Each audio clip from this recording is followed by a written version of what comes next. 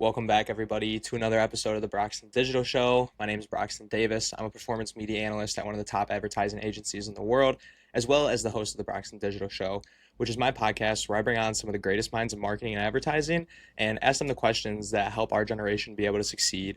Whether it's a VP, a CMO, a CEO, anybody who has any kind of importance or something to share in marketing, I'm trying to bring on and have them share all of their industry secrets and knowledge with our generation. So we can step in and continue to dominate just like they have their entire career. But anyways, I know if you guys have been following the show for a while, we've had some awesome guests on. We're definitely getting to the point where there's a lot of different a lot of different takes and a lot of different perspectives, and it's just so cool and kind of amazing to me to see. I definitely, when I started it back in February, I didn't think it would get to this scale, but once again tonight we have another awesome guest on. This is somebody, I've said before, just totally met them through LinkedIn, met them through the show, and was able to build a great connection off of it. But this guy brings a ton of different experience. He's kind of been all over the place in advertising, so I'm super excited to kind of hear about his career journey and how he was able to make sense of it and some of these crazy projects he's worked on. But I definitely think he can probably talk on it better than I can. So, ladies and gentlemen, Kevin Mangini is here with me tonight. Hello, Broxton. Thank you for having me. I've caught up on your show and think what you're doing is great and glad to be a part of it. Heck yeah, Kevin. I mean, thanks so much for taking the time to come on too. The guests are just as important to share all the valuable advice and insights that they have. Thank you. My pleasure. Definitely, yeah. Well, I'm super excited to get into it. I know you have quite the career in marketing and advertising. So if we want to start, I love just kind of hearing always, how the people I interview, how did you break into advertising and kind of get into it? I know the career kind of went crazy after obviously you broke in, but the come up story is always great to hear as well too. Yeah, I didn't come up through the traditional advertising agency model getting towards marketing and advertising. I started at a record company called Polygram Group Distribution in Boston. And this was back when CDs and cassettes and the music business was very analog and very physical. And so my first job was in sales in the music business, uh, going to record stores, working with buyers, situations where we could bring artists into stores to promote the artist's record label, the artists on the record label. So for me, coming in the sales door, I was always more curious about the marketing, and I loved working about understanding the mechanisms of how the business worked. But I also felt like I was on a sales path where I felt more comfortable in marketing. So um, from there, I had some success in the record labels on some marketing projects, and decided to take a leap of faith. And I quit my job and I moved to Durango, Colorado, and took a little time out in the mountains to try to figure out where the best place to take my career, best direction was.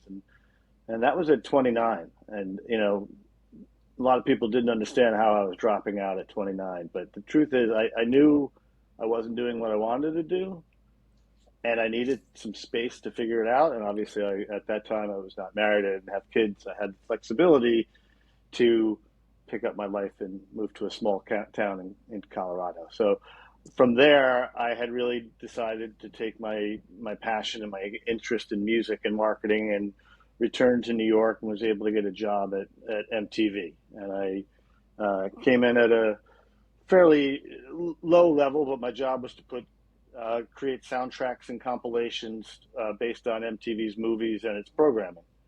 And so, one of the first things I did with a sales background was walk into MTV and say, I'd like to meet with the sales department who are talking to the advertisers. And I know from the record label business that there's a healthy business in custom compilations and music packages back then. This is all before it went digital. And that immediately set me into a kind of a much more broader context of a company like MTV, that back in 1999 was very close to the epicenter of youth culture. It was still very, very dominant.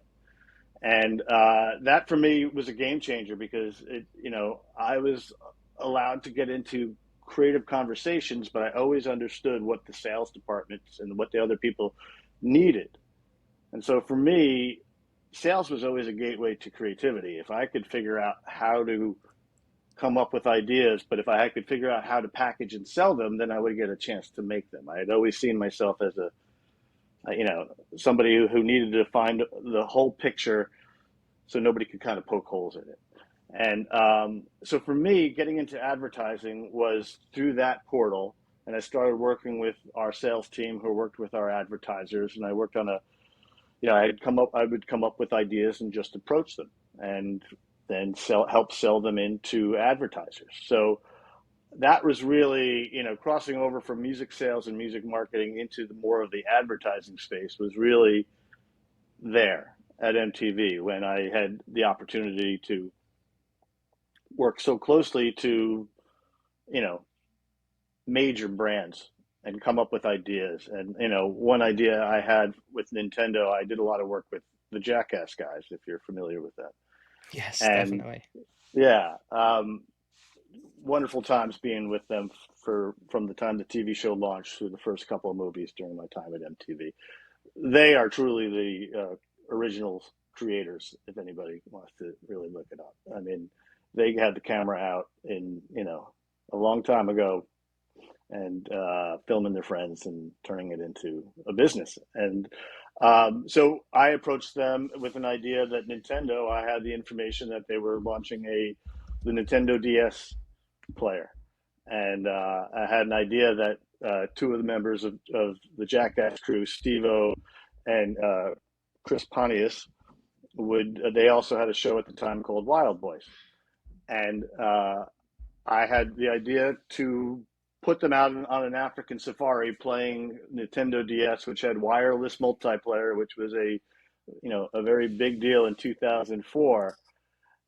Into an African safari, and Chris Pontius was on top of an elephant, and Steve-O was up a tree with lions circling it, and so the spot came off great. It worked out.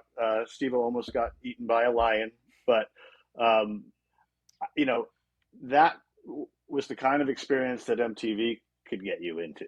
And for me, the 7 years there were just, you can get yourself into a room with decision makers fairly quickly if you have a great idea that you want to, you're passionate about. So for me, advertising really stretched out from that standpoint, is that I really got an exposure to movies, the TV shows, all the music programming, but it was also always through the lens of how do these advertisers who want to connect with music, you know, how can they actuate that? So for me, having that sales background always allowed me to be creative because I was able to find a way to get there. So, um, and then after MTV, I went to an ad agency, and that was also one called Story Worldwide, and that was a great experience in that it was my first experience not being at a record label or a TV network, which was really truly focused on a certain genre. And when you walk inside of an ad agency, and you know this, there's a process for understanding a plethora of businesses and how to get at the root of what works for each of those companies, the research, the insights, the level of information that goes into deciding how to tell a brand story, where and how. For me, my years at Story Worldwide gave me a crash course on understanding how people become experts in fields that they didn't start in, or that you just win business and you need to know how to do it. So that to me was, very rewarding. And and then from there, I went to a TV network, integrated marketing, oversaw integrated marketing for a company called WGN America, which had some originals, but it was really a lot of syndicated old shows and movies. And then halfway through my time there, they transferred to become a news network, and I was a part of the transformation of the story to the advertisers around how NewsNation, which is now 5, 6 years in existence, shows up for advertisers, but also in generally how advertisers could experience the network. So I'm not probably your traditional advertising person. I am a marketing person who has always understood that the advertising and sales partnerships, the branded content, is incredibly valuable, and even more so now. No, yeah, I definitely couldn't agree with you more, Kevin. And that's kind of why I thought you were like a perfect guest for the show, is because, as we get into 2026 now and moving forward, looking at the outlook there, like a lot is changing. Kind of how you've probably seen a couple times over your career, everything gets shaken up and just the way things are done gets changed. And I honestly think, like, with the integration of AI, all this new technology, the agency outlook is going to be a lot different for a lot of young professionals who, went through college and kind of got told, hey, it's going to be this way. These are the positions you're going to hold as you slowly move up. Stuff's changing, and I think probably in 5 to 10 years we'll probably be looking at totally different workflows, especially for large holding company agencies. So You are totally right. As I described, my first job no longer exists. Record company's gone. I mean, retail exists, but you know where you start is, especially now because of technology. But the reality is, I can tell you that from my career, which was, technology certainly played a role, but a lot of it was before the big stuff happened. And the reality is, you have to be learning skills and growing your skills, because even the jobs you have, there's going to be that morphing you're talking about, and changing. And so the idea that everybody had a very romantic notion of getting a job, being someplace 30 years, doing the same thing, and retiring. And well, not everybody, but that's not our world. yeah, definitely. And I kind of want to poke a little bit deeper at something you were talking about there when you were just going through your career story, is kind of how like you took that time off at 29 and then decided, all right, I figure out what I want to do, landed something in New York with MTV. I mean, how cool to kind of have that as your kind of like christening into advertising. But I'm really curious. So you did, up until you were 29, kind of, different things, not super advertising focused, and then, decided to go where you were going to go. And it sounds like, correct me if I'm wrong, but it sounds like, you were able to kind of just extract the skills you gained from those previous jobs, take the good and go to the next one. And it was kind of more just like, another step in the ladder, rather than, I know when a lot of people pivot, it's kind of like two steps backwards. It was two steps forwards towards the things that I was passionate about. It was two steps back on the pay scale from what I had been making on the record company, and that's also part of the story. And it's all personal to anybody's moment in time of what they can and can't do. I was at an age where I was single. After working 7 years, I had grown into a management position. I was managing at 27. I was managing 40 people. It was stressful, but I was also on the wrong side of the business, and I tried to figure out what I thought the best thing I could do.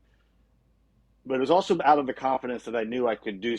I knew I had some ability in the marketing space, and creativity, but I had I chose to go to a small town, ski for a winter, but really do the work while I was there to figure out, you know, what was my next step.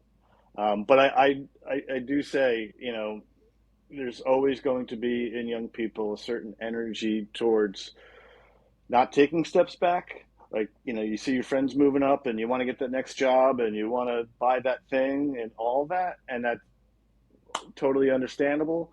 Some of the best opportunities you can make are going to take the job that is half as much, but it's in the right lane of the things you want to do. And I always felt like if I am doing something I love, I will get back the money and grow my career. But yeah, it was an important moment for me, because it was really me knowing that I could be more creative. And instead of trying to convince the company I was working at, which was Polygram, about to merge with Universal Music, and I felt I was going to be put into a sales picture, and I just decided to drop out. Yeah, I mean, hey, having the guts to do that, not everybody does. And I'm sure you looking back on it, no regrets. Obviously, you're happy you did what you did.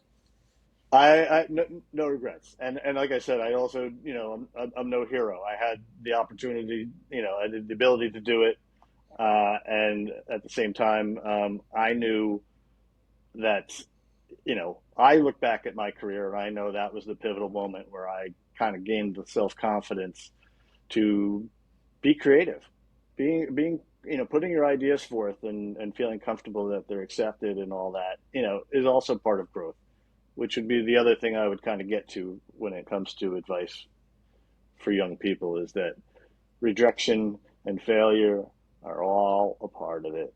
When it happens, you just gotta keep going.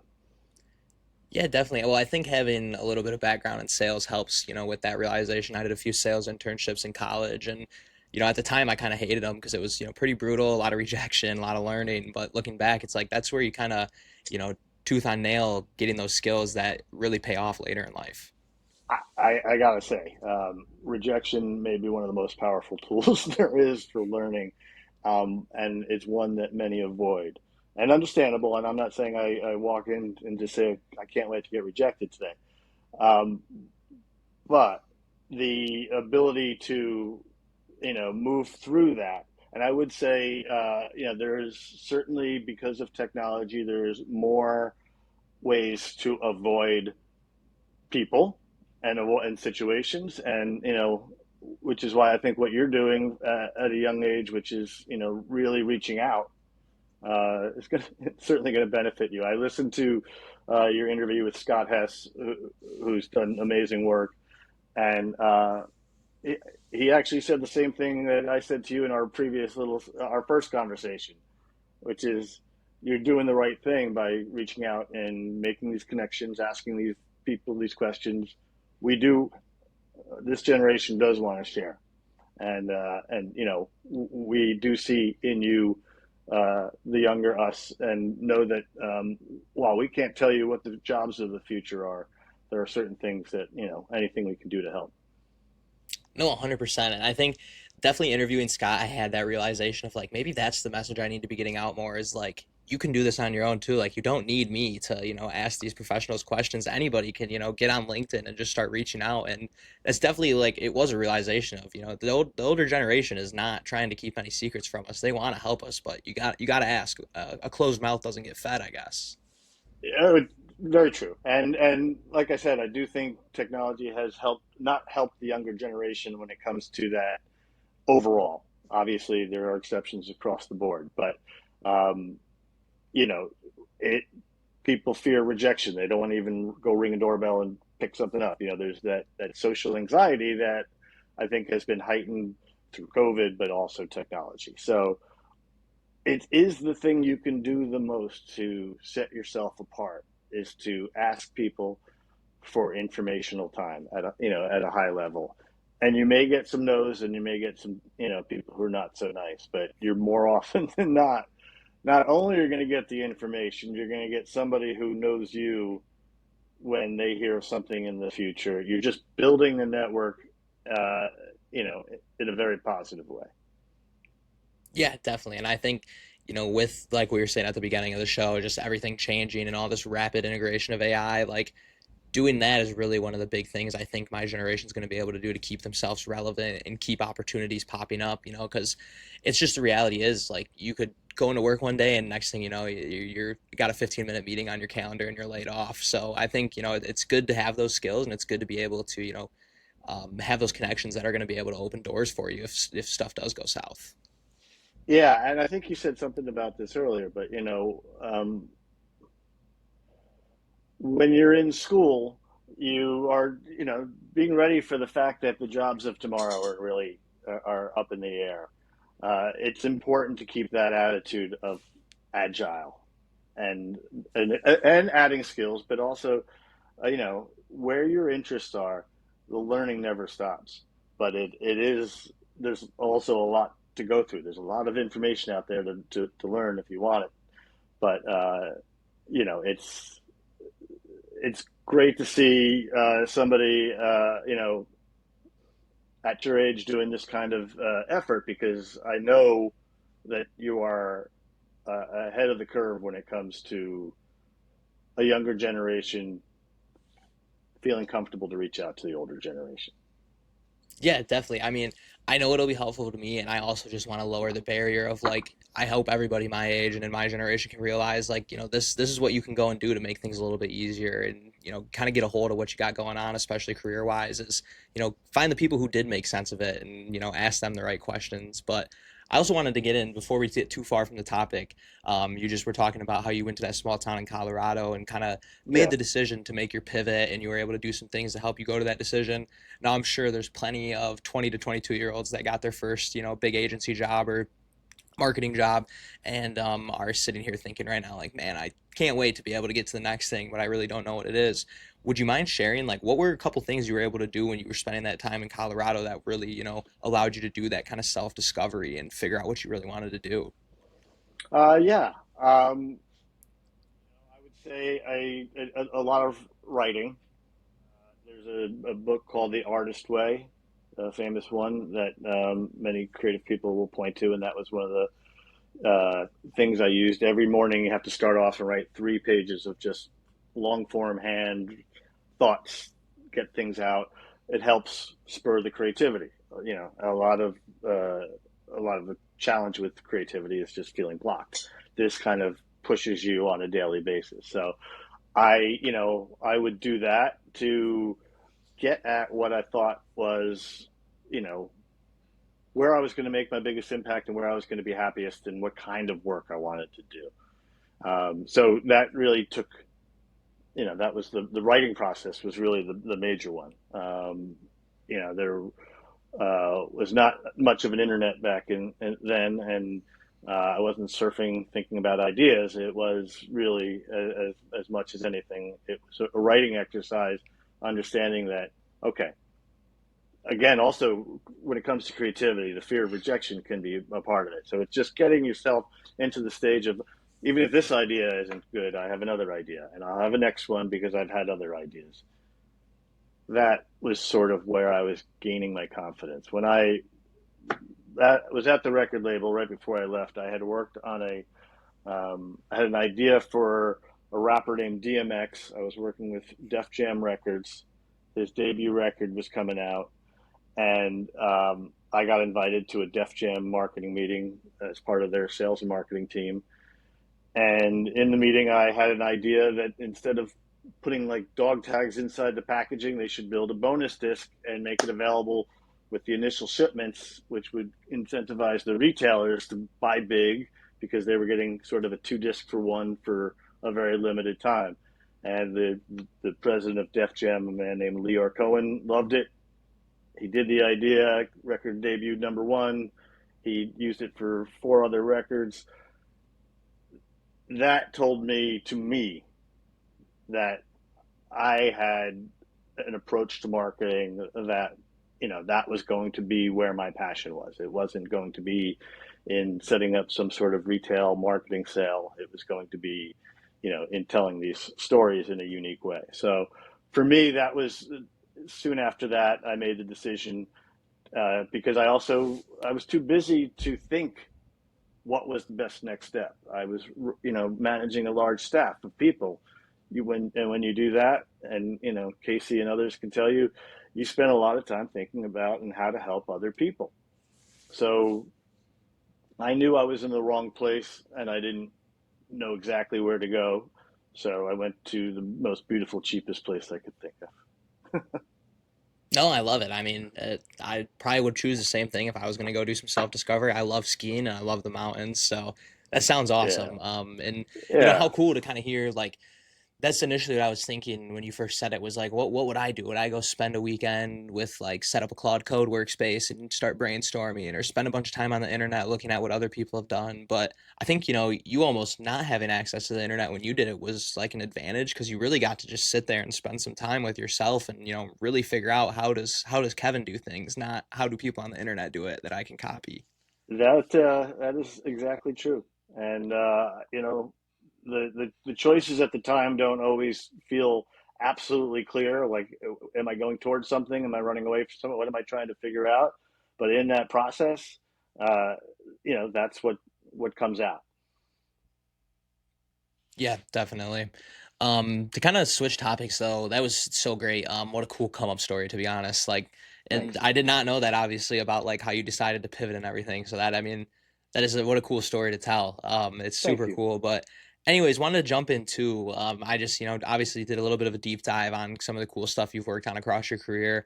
And I noticed you were part of something that my parents have, talked about when I was a kid, and I brought it up to them with this interview coming up, and they thought it was so cool. But you got to work on the Every Simpsons Ever marathon and had Yeah. played a pretty big role there. So one, obviously, I'm, curious to kind of hear how that all played out. Obviously, that was some time ago, so I'm sure things were very different.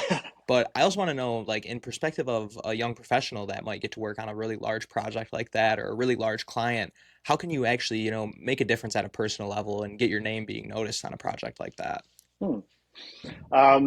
Yes, the Simpsons marathon, every Simpsons ever was incredible. I had been working at the agency Story Worldwide in New York. We had built up a little roster of TV networks that we were handling social media campaigns for, USA Network, Stars, WGN America, and we got a call about 6 weeks before the marathon was starting, and we had the opportunity to jump in and help them run the social media, launch a Twitter, Facebook, build up the community, and then also handle the community management, the replying, and the things that get people involved. But we also had to create all the content. So I worked with the creative team that we did all this TV marketing business with, and in real short order landed on a series of content pieces that really spoke to fans. And I think everything that you're talking about from a marketing standpoint is always, you really go back to what kinds of content do fans want to engage with. So we created, listicles and quizzes and character cards, and in short order we created 600 images. And then when the it started, we manned the Twitter 24 hours a day because the marathon was running 24 hours a day for 12 days. So, for me, it was one, working with FX and their marketing team. It's selling in the concept of what we can do, what we will do, and then obviously building the plan for it. Um, and then, for young people, I would tell you it's really about having the courage to bring your ideas up, but also being, understanding that you're dealing in a room of egos. Sometimes you have to have a strategy of when and how to present your ideas, because unfortunately people can be very territorial and they want these big campaigns to have their signature on them. So if you have ideas, you want to find a way to understand who you're dealing with first, but also, you know, be aware that not you just can't throw every idea into every room sometimes, but you just need to understand the human aspect of who you're dealing with. So for young people, I would say it's that courage, and it's also learning your time and place and how to be successful in doing it, because you are working in a bit of a political environment. Even the best companies, but certainly the bigger ones, there's layers and layers, and people are trying to advance their careers. So finding that way and that voice and that timing for young people who want to participate in creativity is great. Now, if you know you're dealing with the right people in the right environment, and it's a little looser, then certainly. But the key is to find ways to get your ideas heard, and then obviously you continue to make yourself valuable that way. Yeah, I mean, that is some great advice, and I really love how you kind of broke it down of like bring the ideas to the table, be an innovative person, but maybe you just don't blurt them out every time you get the opportunity or something pops in your head. Like I know I sit in meetings where I definitely nobody wants to hear an opinion from the lowest level person, but there are definitely opportunities whether you're in a one-on-one or in a meeting with a smaller group where you can position yourself kind of as the expert or somebody who's thinking outside the box, bringing ideas to the table. So just some great advice and definitely really cool on the balance kind of side of that. Yeah, great. It's not something that I would have necessarily. Well, I wasn't really hip to, and I probably took a couple of hits because of it. But and I'm not telling everybody to be, on edge. But the reality is, an idea is only part of seeing something through. You have to have the strategy and coalition building And some of these things need to be a part of your pitch, so to speak. Yeah, definitely. No, that pretty much sums up exactly what I was looking for with that question. So Right. that's so cool. And I mean, what a cool project to look back on. I'm excited It for was like as awesome. my career gets going, projects like that I'll get to look back on because that like in the moment I'm sure it's a grind, but looking back, it's got to be so cool. That one was not a grind because it just happened so fast. They kind of came to us late. We had to move fast, and that became its own energy and momentum. But uh, that is one of those things when the phone rings and you're like, I get to do what with who for what, and you're like, okay, let's go do this. When you get to work with assets of such great creative work like The Simpsons, the fun is really in the creating of those elements. And the feedback we got from the writers and the people from FX and the community we built on social was contributed to the record ratings. And they did it again a number of years later. So yes, Simpsons. The phone rings. You don't have to ask me twice. Yeah, how cool. Yeah. Another thing I wanted to go over with you, Kevin, is just looking at your career and even looking at some things you've been doing recently, including, coming on the show. Obviously, giving back is something that, you definitely lean into and is a big part of your career and your life.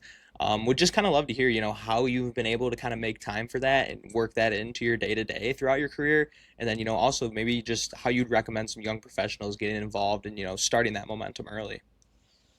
Yeah. I would say that the opportunity to be I've been able to work a number of fundraisers and things that help causes out, and I really get a lot of energy out of that. So I would say making time for it is not the hard part, because the reality is it feels good to do. But I would tell certainly also, when you're talking about people who want to make connections but also do positive work, I think it's another way to uh, meet people in different capacities that teach you things you need along the way.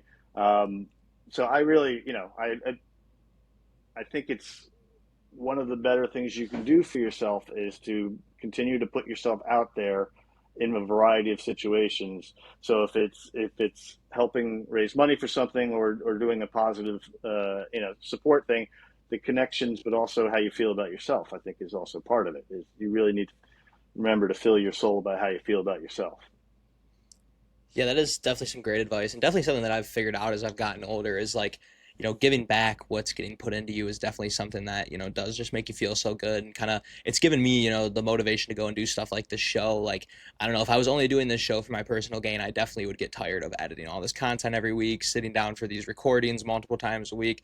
A lot of work goes into it, but to know that one, I'm building these connections, and then two, helping out a ton of people who, I was kind of just in those shoes a couple years ago. When I was a senior in college, I definitely had no idea where I was going, no connections, just kind of getting started on the whole LinkedIn thing. So it's just so cool to be able to, give back in as many ways as possible. And it's awesome to see, people like you who have done it throughout the course of the career, and obviously, it obviously has paid off for you. Yeah, no, I look, I watched the Scott Hess and I watched Casey, and I will continue to watch because the reality is I'm learning as well. And but what you're doing for you know a younger generation, I think, is fantastic, and that is definitely giving back in a big way. Definitely, yeah. Well, thank you so much for the kind words. That's awesome to hear that even you've learned some little something from the show. That's so cool. Oh yeah, I think I mean, you're, I can learn from Casey Herbis and Scott Hess, and I know there's more on that you've interviewed. So I would also tell you you're doing a great job in how you're managing the questions and bringing out some great answers, and you're on your way as a host, even if that's not your long term future goal. It could be. I definitely never expected it, but I have, kind of become a little bit passionate about it. Like I definitely enjoy sitting through these conversations and coming up with the questions and just like, I don't know. I don't think many people have probably heard that Simpsons story. So how cool to get to hear those kind of stories like in detail as well. Thank you. Yeah, to kind of move on from that though, obviously, super important, the giving back aspect of anybody's career. And I would say from the people I've talked to, those are kind of the ones who seem to be able to get to the highest points in life are the ones who are constantly giving back and making it a focus. So I just want to hit on that. Obviously just looking at your experience, it's clear that you do it. So that's super cool and definitely some great advice to, any young professional out there who's kind of thinking the same thing. Yeah, one thing I didn't add to that, but I will, is mentorship, and I enjoy it, and I've had a number of opportunities over my career to do it, both within the corporate structure where they pair you with somebody, or just with meeting people who ask questions and become that. And I would also make sure that's very clear, and that's what you're doing here. But in general, the advice for young people is ask this older generation for information, ask them for help. Again, you build that relationship, but that's that's really valuable, and it is really relatively affordable when you think of the time and effort versus the amount of information you're getting here from people that have wisdom and experience. So I think that's a great approach. Definitely. Well, thank you. And yeah, I would definitely anybody listening would recommend doing the same thing. It's kind of crazy.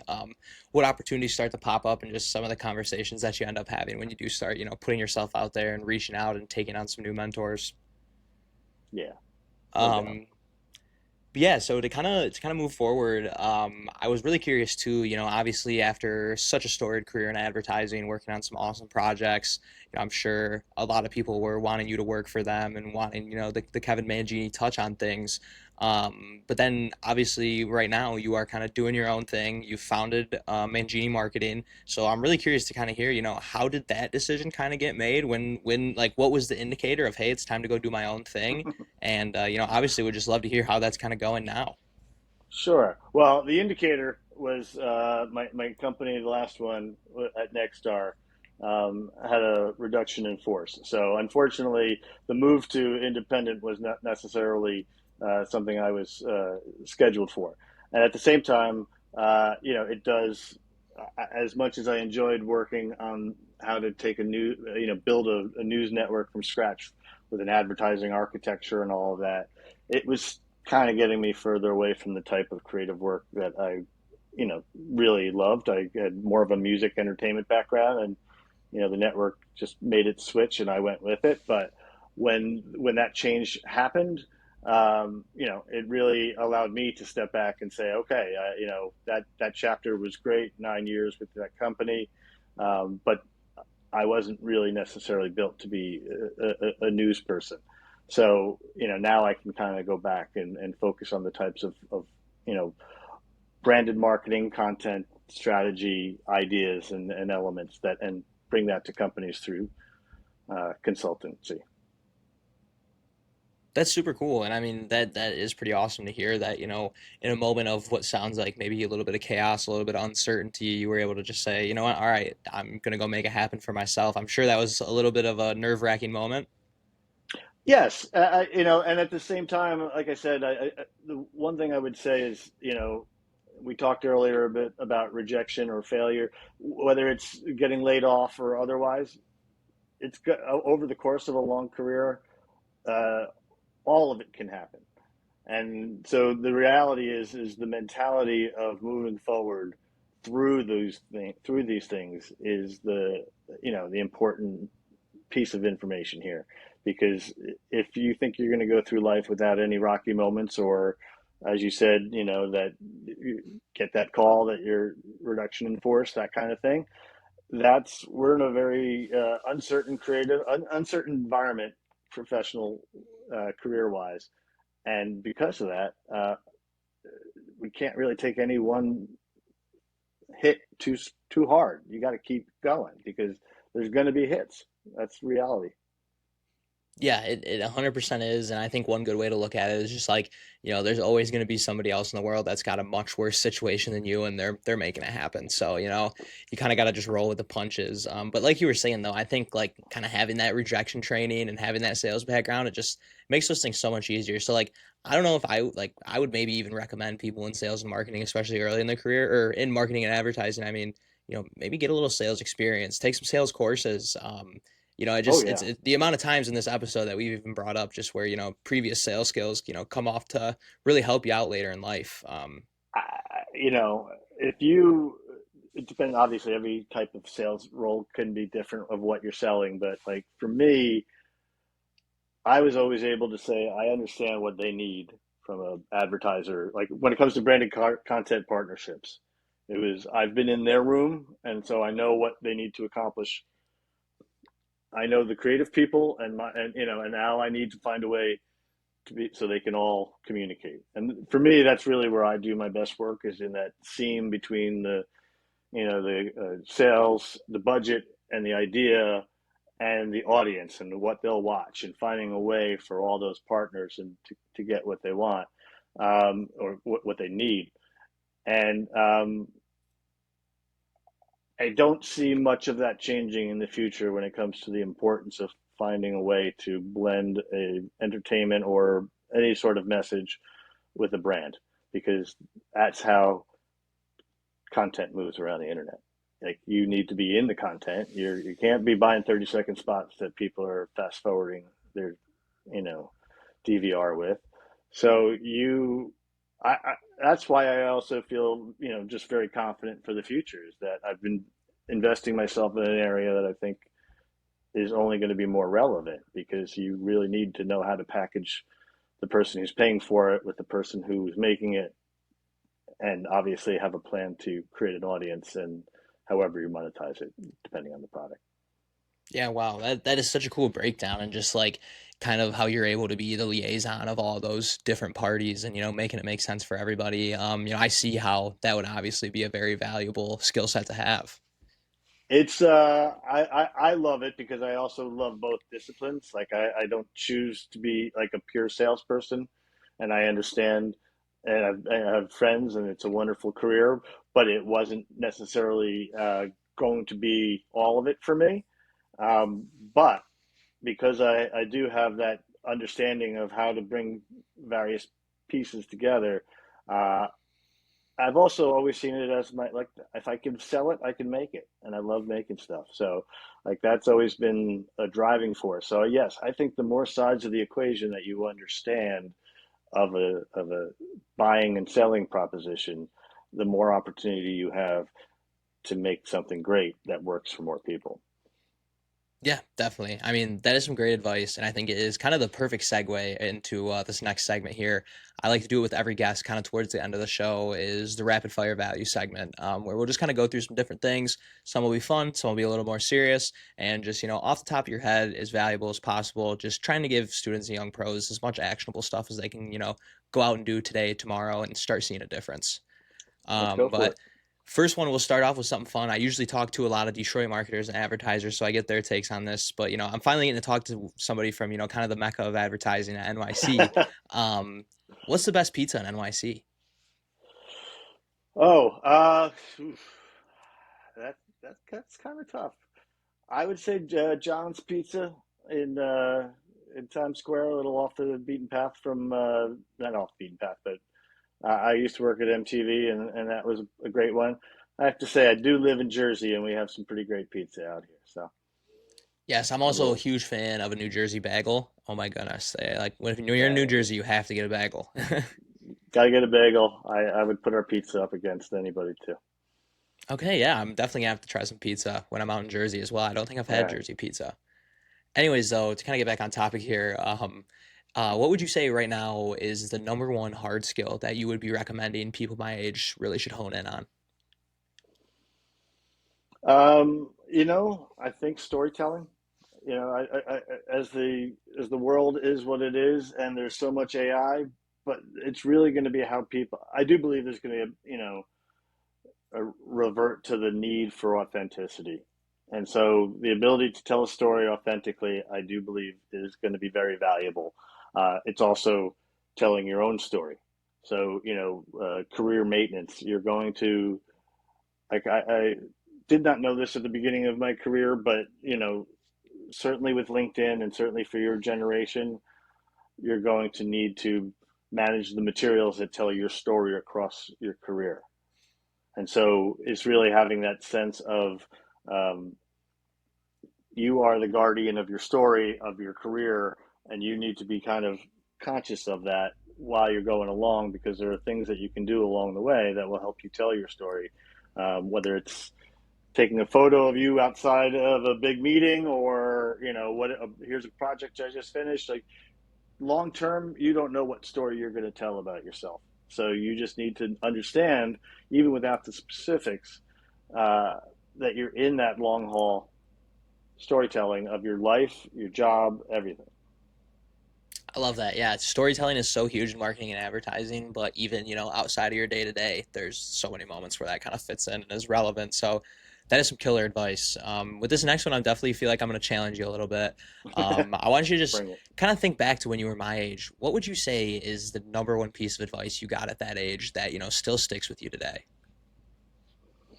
I mean, don't give up. Like, even though there's a challenge to every generation, there's rejection and failure all along the way. And so, to me, it is, you know, and you certainly know the stories of Michael Jordan not making his team until his junior year. There's certainly a plethora of stories that will show you that if you believe in yourself and you keep on that path, you're going to be successful.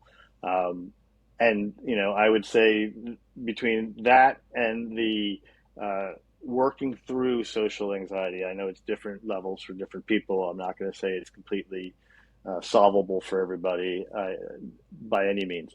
However, as much as you can push forward to make those connections and ask those questions and push through that, I think very valuable. That's awesome. Yeah. Kind of pivot back to a little more fun one now. I work in the auto industry quite a bit in my day to day, so it's always fun to kind of ask this. What when you broke into advertising, what kind of car were you driving then? And, what did that turn into now? What are we driving now?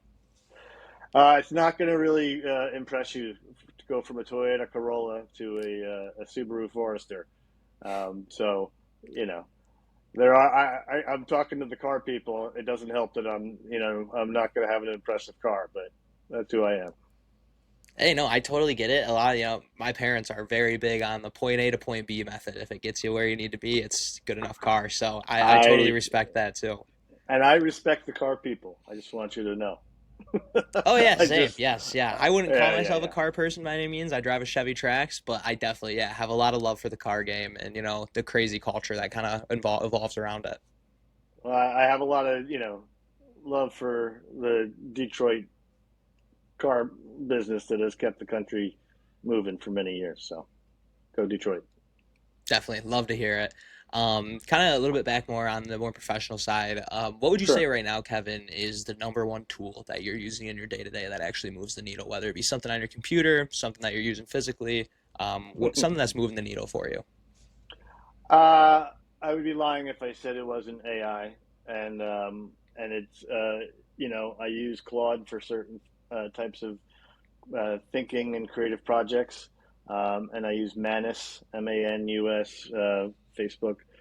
They're more of an agent, but I find these are can be very good creative partners in developing ideas, and also it's a constant learning process of developing an idea and wanting to learn how to make it even better. So um, that to me, I certainly I would also say between LinkedIn and all the learnings, and I follow a number of programs like yourself, Evan Shapiro. There's a number of people that I continue to seek out information by. So I would say the most valuable thing is when you're curious, find a way to keep the energy up and go deep, because everything we're doing is evolving at such a rate that there's nobody who really could. If you stop learning, you're in trouble.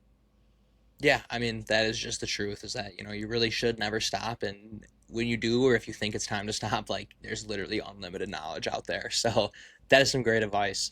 Yeah. To kind of round out the segment, though, Kevin, this is, a pretty solid question, I think, and I always ask it. It might sound a little repetitive to somebody who's watched all the episodes, but I get such great takeaways from it. I just can't not ask it. So we heard, what the best piece of advice when you were my age was. Now, looking back, obviously, everybody gets to look back on their own experience and has their own judgments and their own, things they would have done differently.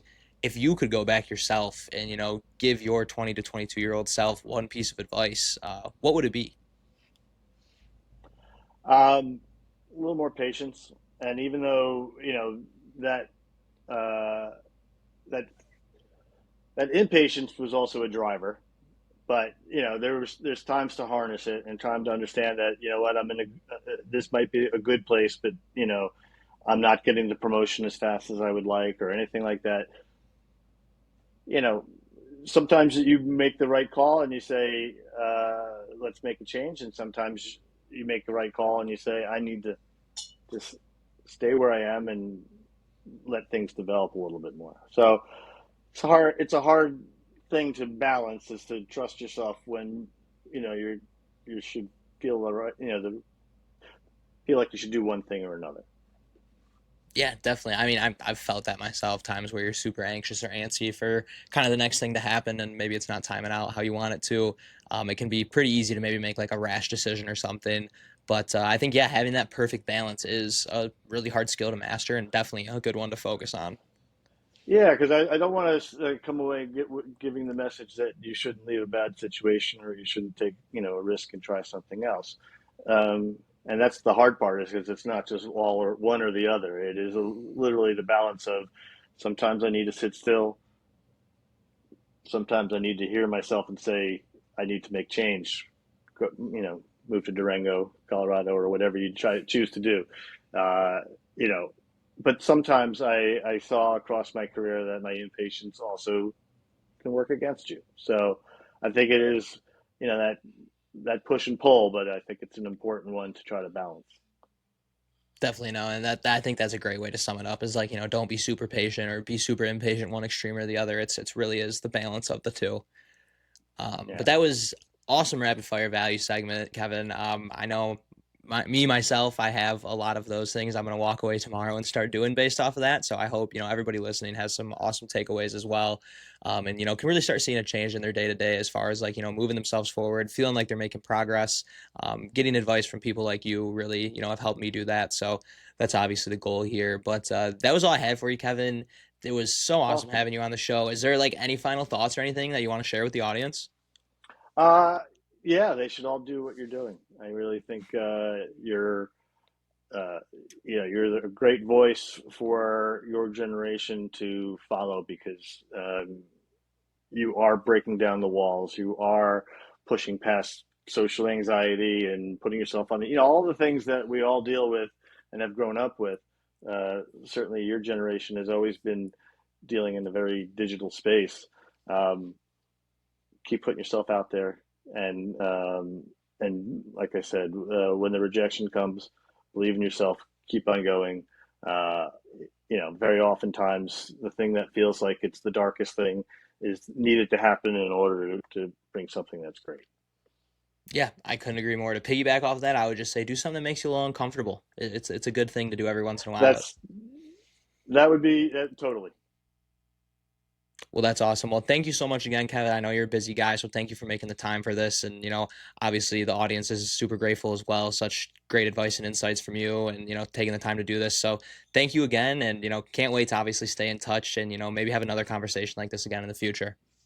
Likewise, Broxton, it was my pleasure, and good luck with everything. Thank you, Kevin. You have a great night. All right, take care.